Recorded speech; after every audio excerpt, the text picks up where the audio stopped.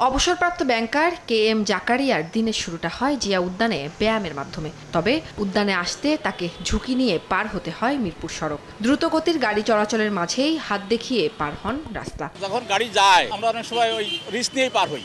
এটা খুবই রিস্কি, খুবই ঝুঁকিপূর্ণ। 2024 সালের 5 আগস্টের আগ পর্যন্ত গণভবন ঘেঁষা এলাকাটি ছিল খুবই নিয়ন্ত্রিত। নিরাপত্তার কারণে নির্ধারিত স্থাপনার বাইরে অন্য কোনো অবকাঠামো নির্মাণের সুযোগ ছিল না।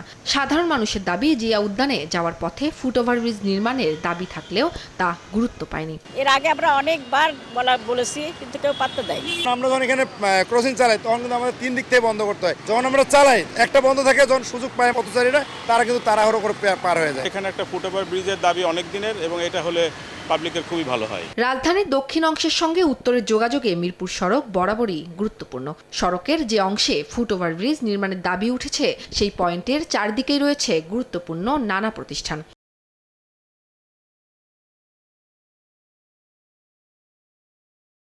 এদিকে উত্তর সিটি কর্পোরেশন বলছে, এলাকাটিতে ফুটওভারব্রিজ নির্মাণে এরই মধ্যে অনুমোদন হয়েছে 1,83 লাখ টাকা বাজেট। উত্তর সিটি কর্পোরেশন বলছে, ফুটওভারব্রিজটি নির্মিত হচ্ছে আধুনিক নকশায়।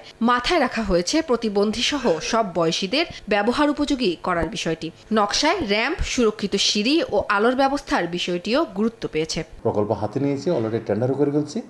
এখন আমরা ইভ্যালুয়েশন পর্যায়ে আছে 1,83 লক্ষ টাকা আমরা এটা বাজেট করছি। সুনেস্ট পসিবল টাইমের মধ্যে আমরা এটা কাজ আরম্ভ করব। এমন এলাকায় ফুটওভারব্রিজের সুফল নিয়ে সংশয়ে নগর পরিকল্পনাবিদরা। এর বদলে জেব্রা ক্রসিং ও সিগন্যাল ব্যবস্থা বেশি কার্যকর হতে পারে বলে মত তাদের। পদচারীকে প্রাধান্য দিয়ে তাকে যখন অ্যাডগেটে চলাচল করতে দেয়, তার জন্য গাড়ি যতবার থামতে হয় ততবার থামবে। পদচারী বান্ধব চলাফেরার ব্যবস্থা বা জেব্রা ক্রসিংয়ের ব্যবস্থা করা জরুরি। বিশেষজ্ঞদের মতে, শুধু অবকাঠামো নির্মাণ নয়, নগরের এসব স্থানে মানুষের চলাচলে প্রয়োজন বাস্তবসম্মত পরিকল্পনা।